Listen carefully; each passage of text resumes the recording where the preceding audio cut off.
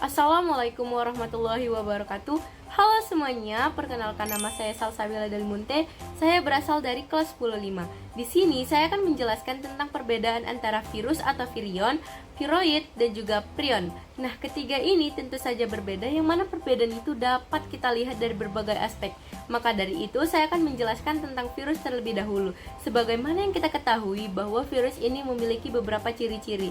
Yang pertama adalah aseluler, yaitu virus bukan sel. Pasti teman-teman bertanya nih, mengapa virus itu disebut bukan sel? Karena virus tidak memiliki organel-organel sel yang terdapat pada sel pada umumnya, seperti tidak memiliki sitoplasma, tidak memiliki membran sel, kemudian tidak memiliki ribosom, serta tidak memiliki dinding sel dan juga organel lainnya.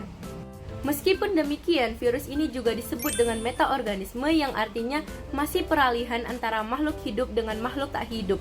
Lalu, ukuran virus ini juga tergolong sangat kecil atau dapat kita sebut juga dengan ultramikroskopis, yang berkisar antara 20 hingga 300 nanometer. Yang mana hal ini tentu saja berbeda dengan organisme lainnya atau sel yang bersifat uniseluler, misalkan bakteri, yang mana bakteri ini ukurannya jauh lebih besar. Bahkan bakteri saja dapat terinfeksi oleh virus, yang mana di dalam tubuh bakteri ini terdapat ribuan virus. Ciri berikutnya yaitu virus tersusun atas komponen-komponen yang dapat dikristalkan.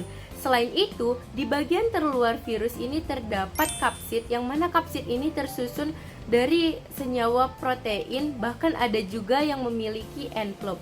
Lalu, virus juga memiliki ciri makhluk hidup karena tadi disebut sebagai metaorganisme atau peralihan, karena memiliki asam nukleat, yang mana asam nukleat ini harus terdiri atas DNA saja atau RNA saja.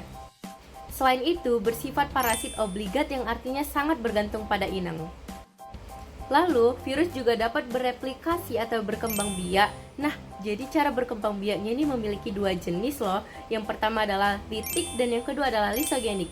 Jadi, jika kalian menemukan struktur yang lengkap terdiri atas asam nukleat dan juga kapsid, maka itu disebut juga dengan virus atau juga viral. Nah, masuklah kita yang kedua, yaitu tentang viroid. Nah, viroid ini hanya tersusun dari RNA saja dan biasanya terbentuk atau berbentuk sirkular tanpa diselubungi oleh kapsid. Nah, viroid ini juga dapat kita sebut sebagai RNA telanjang karena ia tidak diselubungi oleh kapsid.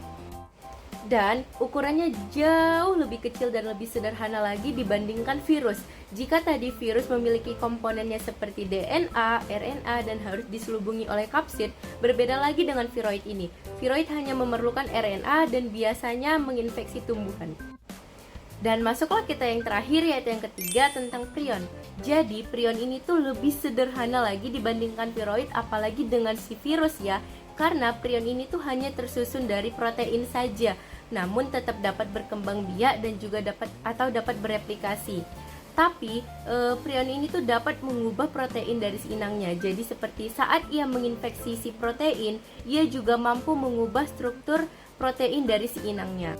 Nah, yang terakhir sekali lagi, jika struktur tubuhnya itu lengkap terdiri dari kapsid dan juga asam nukleat, baik itu RNA maupun DNA, maka itu disebut juga dengan virus ataupun virion.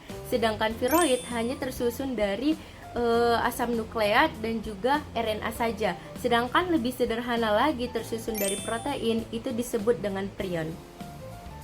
Nah, cukup sekian yang dapat saya sampaikan pada materi saya kali ini. Jika ada salah kata, saya mohon maaf. Semoga bermanfaat dan saya tutup dengan pantun. Jalan-jalan ke kota Bandung, jangan lupa mengisi saku. Jika kamu sedang bingung, jangan lupa membaca buku. Saya tutup dengan Assalamualaikum warahmatullahi wabarakatuh.